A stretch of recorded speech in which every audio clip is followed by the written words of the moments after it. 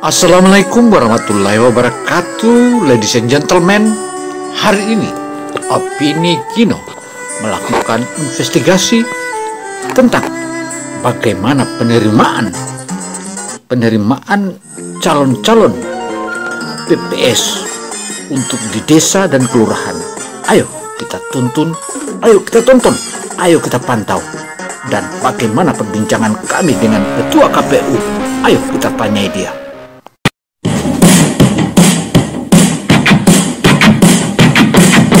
Tiba saatnya Indonesia untuk memilih. Bersama datang ke TPS, salurkan aspirasi. Langsung bebas rahasia, jujur dan adil demi Indonesia damai. Selamat siang pemirsa dimanapun Anda berada. Kali ini Opini Kino melakukan investigasi khusus sehubungan dengan adanya tes yang diselenggarakan oleh KPUD Buton Selatan. KPUD Buton Selatan yang saat ini tengah menyelenggarakan ujian ini sebagaimana rencana dilaksanakan selama 6 hari. Untuk itu, ayo kita tanya Ketua KPU. Ketua KPUD Buton Selatan Ari Apriyadi adalah salah satu pemimpin atau ketua KPU di Buton Selatan yang saat ini sudah 2 periode. Dia terkenal piawai dan begitu bersih dalam menjalankan tugas-tugasnya sebagai anggota KPU dan menjadi ketua KPU. Maka dengan itu kita investigasi, ayo kita tanyai dan kita pantau. Don't forget to subscribe. Jangan lupa subscribe karena subscribe akan menambah energi kita.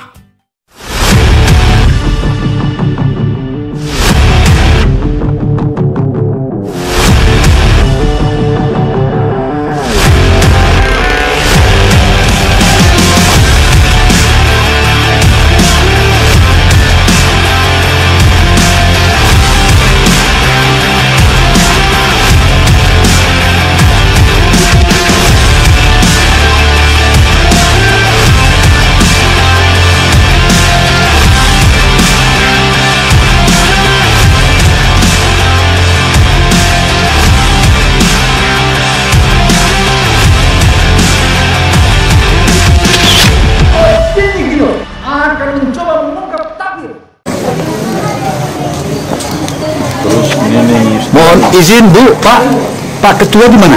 Ketua KPU. Ketua KPU. Oh ya, terima kasih banyak.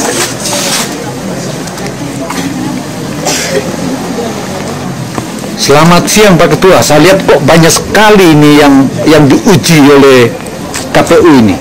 Kalau bisa saya tahu berapa jumlahnya mereka? Jadi begini Bang Gino, kita ini sekarang lagi sementara rekrutmen penyelenggara ad hoc untuk di tingkat desa dan kelurahan, atau disebut dengan PPS. Kemarin kita sudah rekrutmen PPK di 7 kecamatan. Kita sudah hasilkan ada sekitar ada 35 orang PPK. 35 orang PPK, kemudian dilanjutkan dengan seperti yang dilihat ini. Sekarang ini dalam proses rekrutmen panitia pemungutan suara atau PPS di tingkat desa kelurahan se-Buton Selatan. Jadi total keseluruhan ini ada yang kita akan terima ini. Dari berapa kecamatan? Dari 7 kecamatan. 7 kecamatan di Kabupaten Buton Selatan ya? 7 kecamatan di Buton Selatan, berarti itu total sekarang ini kan ada 70 desa kelurahan. Artinya ini satu desa kelurahan ini kita butuhkan ini 3 orang. Nah, 3 orang yang kita butuhkan, kemudian berarti dikali dengan 70 itu ada sekitar 210 orang yang akan kita terima sebagai panitia pemungutan suara di tingkat desa kelurahan se-Buton Selatan. Iya. Dari total keseluruhan ini pendaftar ini ada 700-an lebih. Nah, 700-an lebih. Jadi kemarin sudah melalui tahapan pertama yaitu seleksi administrasi. Ya. Nah, kemudian sekarang masuk tahapan kedua yaitu tes tulis. Tes tertulis ini kita pakai komputer asisten atau Artinya tes tulis itu mulai hari ini? Mulai kemarin. Mulai kemarin. Berarti hari ini hari kedua ya? Siap. Ya. Jadi hari kedua kita pakai 4 hari, kita pakai 2 zona. Ya. Zona 1 ini kita pakai di Kecamatan Batauga, kemudian zona kedua kita pakai Sampolawa. Jadi di sana ini di zona 2 ini yang tes di sana ini desa kelurahan yang ada di Kecamatan Sampolawa dan Lapandewa. Mungkin yang Pak Ketua maksudkan zona kepulauan dengan zona 1 adalah zona kepulauan, zona 2 adalah zona daratan, begitu ya? Kita pakai random. Kita tidak tentukan bahwa zona 1 ini daratan, kemudian zona 2 kepulauan. Karena kalau zona 1 kita masih pakai juga Batauga. Ya. Zona 1 ini Batauga, kemudian Siompu Barat dan Kadatua. Artinya personil ini nanti diacak tempat tugasnya nanti? Ya, kalau untuk dari kita bagi tugas. Ya. Ada yang menjaga seperti tadi itu bapak-bapak di sana itu khusus untuk menjaga di zona 1, zona Batauga. Betul. Kemudian untuk di zona 2 juga ada beberapa staf dari KPU, ya, Kasubag, serta saya juga mendelegasikan 2 orang koordinator divisi, komisioner untuk standby di zona 2. Ya. Dan waktunya itu juga sama. Artinya waktu pelaksanaan kita mulai dari jam 8 sampai selesai 4 sesi. Ya, gitu. Nah, rencana kita pakai 4 hari. Kita pakai 4 hari, yaitu untuk hari sesi. Untuk hari pertama kemarin kita pakai 3 sesi, kemudian hari kedua ini kita pakai 4 sesi, nah, dan besok itu ada 5 sesi dan lusanya lagi ada 6 sesi. Nah, untuk Sampolawa sendiri ini berakhir di hari ini. Untuk Sampolawa sendiri ini berakhir di hari ini. Oh, hari ini ya? Ya, jadi ini sesi hari terakhir untuk pelaksanaan Lapandewa dan Sampolawa itu sendiri. Oh, terus sesi kedua kapan dimulai? Ini sudah jalan ke sesi ketiga ini, sesi kedua ini yang sudah keluar ini. Mereka ini sesi. Dan maksud saya zonanya kapan lagi dimulai, zona berikutnya? Untuk tahapan berikutnya. Iya. Nah, jadi kita menunggu dulu ya, kita menunggu ini karena tahapan untuk rekrutmen tes tertulis untuk PPS ini berakhir di 6 hari ya, dari 6 hari. Ya, 6 hari. Setelah itu kita akan lihat lagi nilainya ya. Kita akan coba lihat lagi nilainya. Kemudian kita akan susun rankingan di situ. Yang mana yang lolos dan yang mana yang akan gugur. Karena mekanisme CAT ini kan transparan, kita sampaikan mungkin. Betul. Jadi akan kelihatan mana yang lolos dan mana yang gugur di hari yang sama. Nah. Oh, berarti kembali ke penilaiannya ya? Ya, penilaian. Oke, dari jumlah 200 sekian yang akan diterima itu ada berapa banyak pendaftar? 792 kalau nggak salah. Berarti sekitar 80% gugur ya? Ya, sekitar 80%. Oh. Jadi hanya 210 yang akan kita terima. Iya, iya. Nah, melalui tahapan-tahapan itu tadi, pertama seleksi, pemberkasan ya. Kemudian yang kedua itu adalah seleksi tertulis yang sekarang sementara berlangsung. Kemudian nanti diakhiri dengan seleksi wawancara. Oh, wawancara. Ya. Ya, kemudian wawancara ini atau fit proper test ini yang akan menghasilkan 3 orang di desa kelurahan. Oh, gitu ya. Berarti Bapak ini menjalankan mekanisme nasional sebagaimana perintah KPU pusat ya? Artinya ada tunjuk teknis yang diturunkan oleh KPU RI berkaitan dengan rekrutmen ini. Selain petunjuk teknis, juga kita ada PKPU yang berkaitan dengan tata kerja pembentukan badan ad hoc. Iya. Oke, ada himbauannya enggak? Eksistensi KPUD atau Komisi Pemilihan Umum Daerah Kabupaten Buton Selatan sudah merupakan salah satu batu ujian, dan anggota KPU dan saat ini sebagai ketua KPUD-nya adalah Ari Apriyadi. Dia sudah masuk periode keduanya. Kali ini dia menjadi ketua KPUD. Tentu dia terkenal piawai. Ayo kita ikuti terus. Ada himbauannya enggak terhadap anak-anak yang sedang dididik ini atau sedang ujian ini? Oh ya, tentu. Jadi artinya begini Om Gino. Jadi kita betul-betul dari KPU ini dalam proses seleksi ini kita mengharapkan ya badan ad hoc yang nantinya ini teman-teman PPS yang akan. Pak Ketua, saya melihat kok banyak sekali yang pakaian putih hitam. Bahkan mayoritas ini perempuan. Ada apa gerangan mereka kesini ini? Tolong dijelaskan Pak Ketua. Oke. Jadi kedatangannya teman-teman yang berpakaian putih hitam ini, ya ini dalam rangka mereka ini mengikuti seleksi pembentukan badan ad hoc. Nah, tentu seleksi pembentukan badan ad hoc ini dalam penyelenggaraan pemilu di 2024 ini pertama diatur di dalam PKPU tahapan ya, PKPU nomor 3 tahun 2022 berkaitan dengan tahapan dan jadwal penyelenggaraan pemilu tahun 2024. Itu pertama. Kemudian yang kedua PKPU 8 tahun 2022 yang mengatur tentang pembentukan badan ad hoc pemilu, pemilu, kemudian pemilihan gubernur dan pemilihan bupati. Wakil bupati. Kemudian yang terakhir itu tentu adanya keputusan KPU Republik Indonesia nomor 534 ya, nomor 534 tahun 2022 perubahan atas keputusan KPU Republik Indonesia nomor 476 tahun 2022 tentang pedoman teknis pembentukan badan ad hoc penyelenggara pemilu dan pemilihan gubernur dan pemilihan bupati. Ya, maka dari itulah mereka datang untuk menjadi ikut menjadi penyelenggara di tiap desa kelurahan se-Buton Selatan. Ya, dari artinya yang hadir dari 7 kecamatan itu ya? Ya, dari 7 kecamatan. Nah, jumlahnya itu 700-an lebih ya pendaftarnya yang berkasnya kita terima. Kemudian yang akan kita terima adalah 210 orang saja. 210 orang. Yang artinya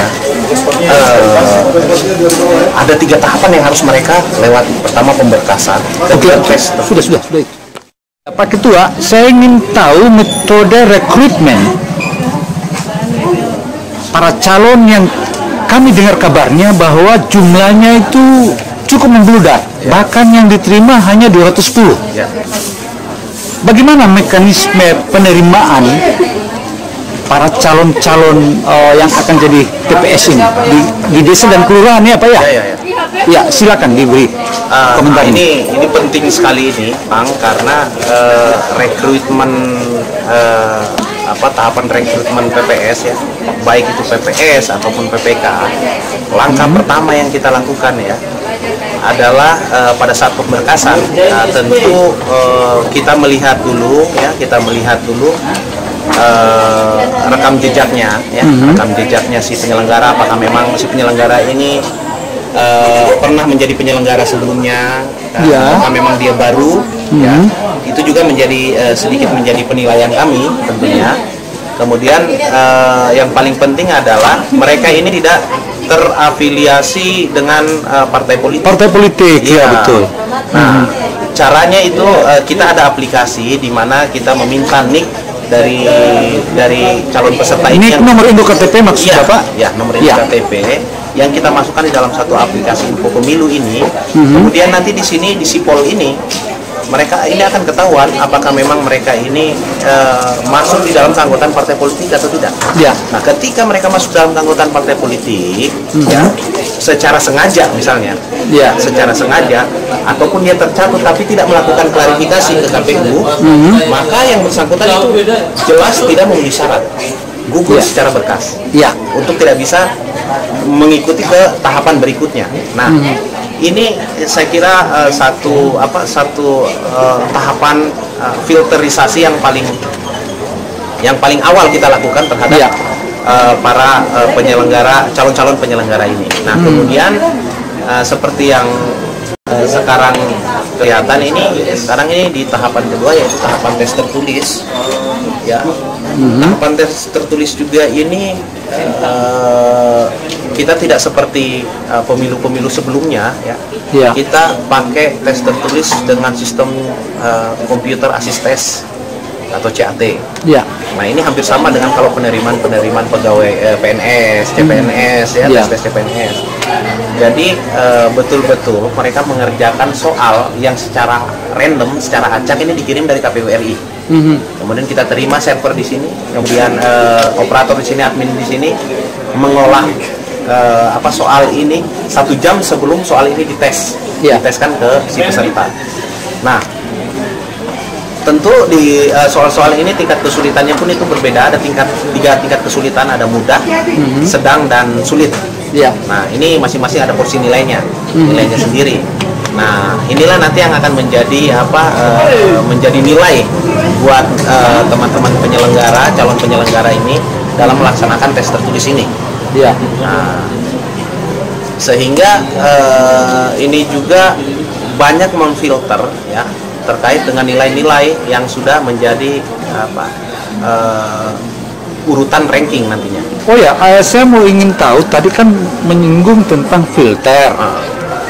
Berapa kali filter mereka ini baru mereka dinyatakan murni lulus? 3 kali. 3 kali filter. 3 kali. Administrasi, ya, keberkasan, kemudian tes tertulis CAT, serta tes wawancara. Interview, ya, wawancara. Nah, ini hasil dari interview lah ini yang terakhir kemudian kita tetapkan. Satu desa atau satu kelurahan ini hanya 3 orang. 3 orang saja. PPS saja. Kemudian kalau BPK kemarin 5 orang. Gitu. Oke. Bagaimana kalau saja di antara mereka tiba-tiba ada yang berhalangan tetap, misalnya meninggal, betul. Atau apa gitu, mungkin yang perempuan ini dalam kondisi hamil. Ya. Apakah ada mekanisme tertentu yang ditetapkan oleh KPU? Jadi di dalam kita ambil sampel kemarin, ya, PPK, ya.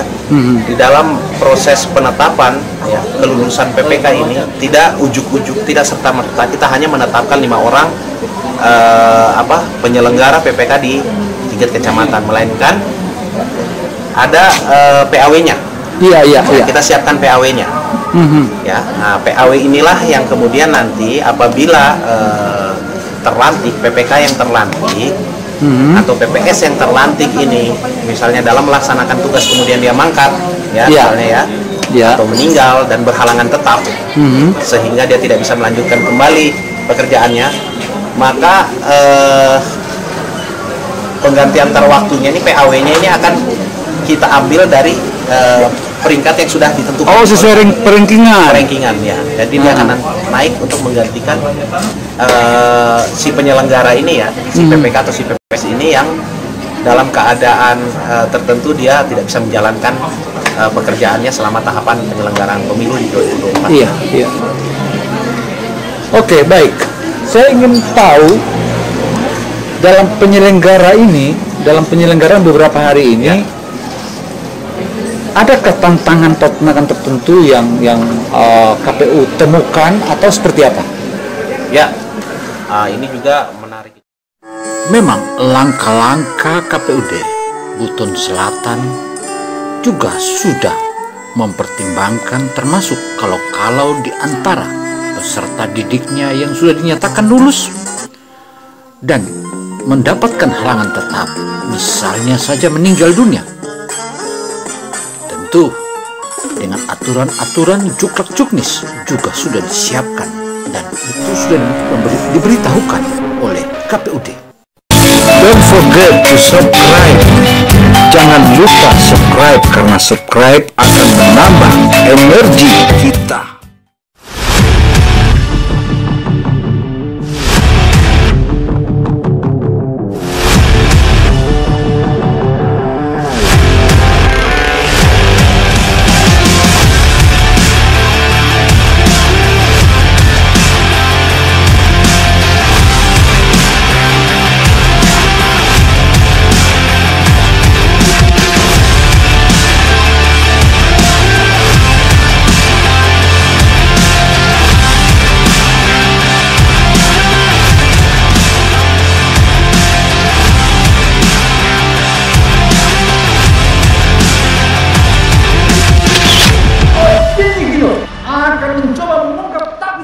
Misalnya atau meninggal dan berhalangan tetap, sehingga dia tidak bisa melanjutkan kembali pekerjaannya, maka penggantian antar waktunya ini PAW-nya ini akan kita ambil dari peringkat yang sudah ditentukan. Oh, sesuai rankingan ya. Jadi dia akan naik untuk menggantikan si penyelenggara ini ya, si PPK atau si PPS ini yang dalam keadaan tertentu dia tidak bisa menjalankan pekerjaannya selama tahapan penyelenggaraan pemilu di 2024. Iya. Oke, baik. Saya ingin tahu dalam penyelenggaraan beberapa hari ini, adakah tantangan tertentu yang KPU temukan atau seperti apa? Ya, ini juga menarik ini. Pertama tentu rekrutmen ini berbeda dengan rekrutmen yang sebelum-sebelumnya ya. Di sini ini kita menggunakan satu aplikasi yang disebut dengan SIAKBA, Sistem Informasi Anggota KPU dan Badan Ad Hoc. Apa tadi? SIAKBA. Sistem Informasi Anggota KPU dan Badan Ad Hoc. Oke. Nah, kalau anggota KPU nanti rekrutmennya anggota KPU juga, anggota KPU juga ini pakai aplikasi ini. Iya. Nah, kemudian Badan Ad Hoc ini ya PPK dengan PPS ini. Berarti mayoritas di antara mereka ini mendaftar secara online? Ya, betul. Oh. Mendaftar secara online, kemudian berkasnya fisiknya ini mereka store ke ke kantor. Fisiknya. Tapi secara online mereka harus mendaftar dulu nih. Melalui aplikasi SIAKBA ini. Nah, tentunya ini menjadi hal yang baru juga ya di seluruh Indonesia. Ini di seluruh Indonesia menjadi hal yang baru, sehingga kami juga di KPU sebelum masuk di tahapan ini kita juga agak-agak bekerja keras terkait dengan bagaimana cara mensosialisasikan kepada masyarakat aplikasi ini. Dan kendalanya itu tidak gampang untuk di Buton Selatan ini, karena ini bukan hanya daratan, melainkan ada kepulauan yang kita harus sulit juga jaringannya. Yang sulit jaringannya. Contoh Batu Atas agak sulit nih jaringannya. Sehingga di sana kita beberapa kali saya lakukan sosialisasi dengan teman-teman KPU anggota yang lainnya berkaitan dengan aplikasi SIAKBA ini.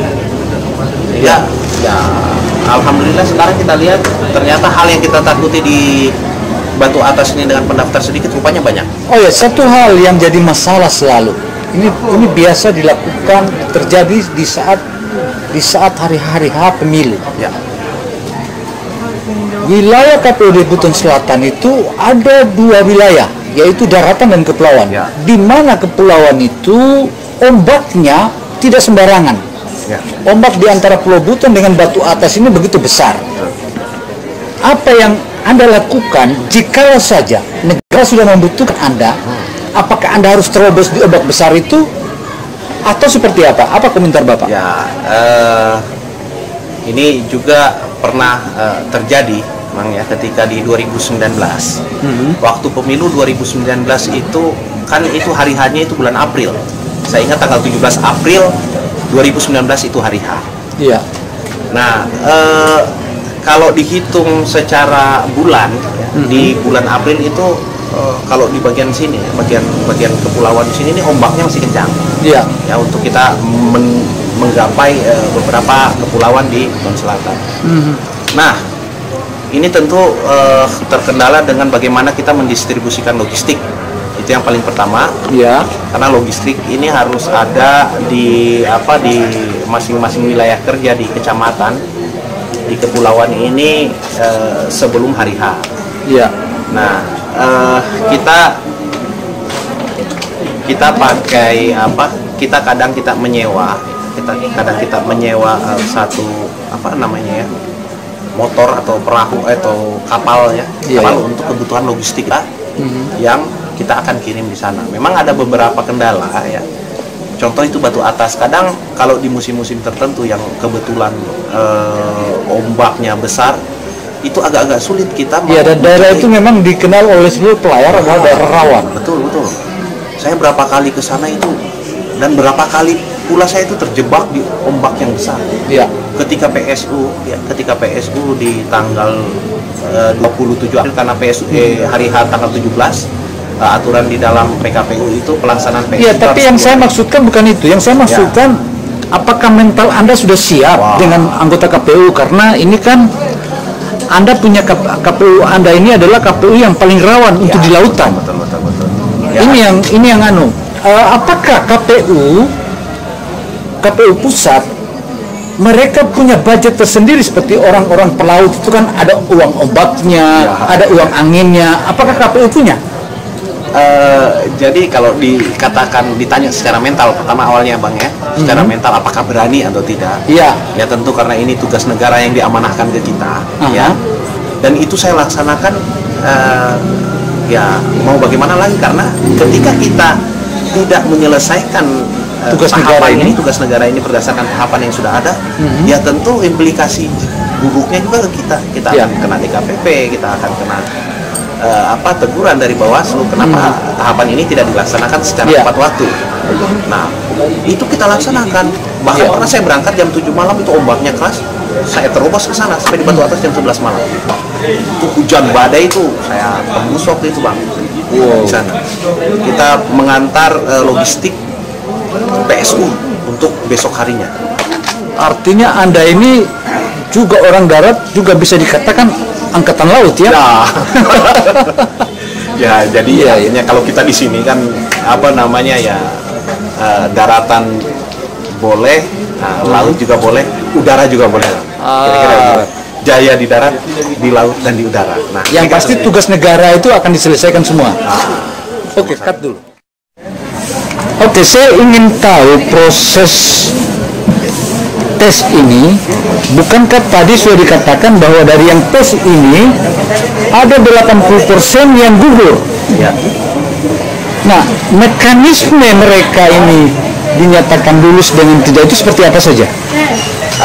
Jadi pertama ya, berkaitan dengan tahapan kelengkapan administrasi, tentu yang kita lihat mereka ini pertama itu mereka ini tidak terafiliasi dengan partai politik, mereka tidak masuk di dalam keanggotaan atau kepengurusan partai politik, dan itu bisa dibuktikan dengan kami ya, sebelum mereka mendaftar ini kami mengecek nik mereka ini ke dalam satu aplikasi untuk mengetahui apakah mereka ini terdaftar dalam partai politik apa tidak? Kalau seandainya mereka terdaftar dan kemudian mereka tidak membuat klarifikasi ke KPU, maka dipastikan orang itu gugur. Iya. Itu langkah administrasi yang pertama. Itu artinya bukan mau-maunya ketua KPU daerah, tapi itu adalah memang aturan. Ya, memang. Rule ya, aturan baku dari KPU pusat ya. Artinya memang sebagai penyelenggara pada dasarnya kan ini nggak boleh, dia ini harus netral. Nggak boleh terafiliasi sama partai politik. Betul. Nah, begitu. Jadi model filterisasi awal yang kita lakukan itu ya seperti itu. Kemudian kedua terkait dengan memang Ari Apriyadi, jika kita melihat wajahnya, dia imut-imut dan juga ganteng. Tampak bahwa kedewasaan yang ada di matanya. Bahkan dia dapat dikatakan bahwa sudah profesional dan berpengalaman untuk mengelola tentang mengatur tata laksana, terutama petugas-petugas PPS yang akan membantunya di desa-desa dan kelurahan. Ayo kita tonton terus. Ke KPU, maka dipastikan orang itu gugur. Iya. Itu langkah administrasi yang pertama. Itu artinya bukan mau-maunya ketua KPU daerah, tapi itu adalah memang aturan. Ya, memang rule ya, aturan baku dari KPU pusat ya. Artinya memang sebagai penyelenggara pada dasarnya kan ini nggak boleh, dia ini harus netral. Nggak boleh terafiliasi sama partai politik. Betul. Nah begitu. Jadi model filterisasi awal yang kita lakukan itu ya seperti itu. Kemudian kedua terkait dengan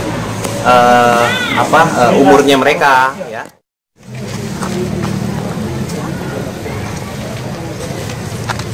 Petugas KPUD memang betul-betul menerapkan juklak-juknis yang telah ditetapkan oleh Komisi Pemilihan Umum tingkat pusat, dan semua itu telah dituntunnya kepada para peserta-peserta yang saat ini tengah melakukan ujian. Hari ini merupakan ujian hari kedua. Tampak semua mereka berupaya untuk bagaimana lulus. Karena itu, dari ratusan hingga mendekati 800 orang ini tentu bukanlah salah satu persaingan yang sedikit. Padahal menurut Ari Apriyadi sebagai Ketua KPUD Buton Selatan, ia menyebutkan bahwa yang diterima hanya 210 orang saja, tetapi juga mereka akan juga dilihat dari hasil perankingannya. Jika saja terjadi hal-hal tertentu, misalnya berhalangan tetap sebagaimana meninggal dunia, maka ranking 2-nya atau di bawahnya itu yang akan menggantikan posisinya. Tentu ini merupakan salah satu langkah konkret yang memang betul-betul KPUD melaksanakan tugasnya dan berfungsi tepat sebagaimana aturan baku yang telah ditetapkan oleh KPU. Lihat saja bukti-bukti yang ditunjukkan oleh salah satu peserta uji ini. Ini merupakan salah satu langkah konkret yang dilakukan oleh KPUD guna suksesnya penyelenggaraan ujian ini, agar ujian ini betul-betul murni, bersih, juga sukses. Itu Papa Apriyadi. Wow. Tiba saatnya Indonesia untuk memilih. Karena itu saudara, tentu saja ada awal dan juga ada akhir. Demikianlah hasil investigasi Opini Gino yang didukung oleh sejumlah kameramen. Kameramen ini yang selalu setia terus menyajikan kepada publik tanah air, dan dimanapun Anda berada, KPUD betul-betul KPUD yang satu ini atau KPUD Buton Selatan ini betul-betul maha dasar dan hebat. Wassalamualaikum warahmatullahi wabarakatuh. Semoga KPUD yang satu ini menjadi pilot project di Nusantara ini. Wow, bravo. Don't forget to subscribe. Jangan lupa subscribe, karena subscribe akan menambah energi kita.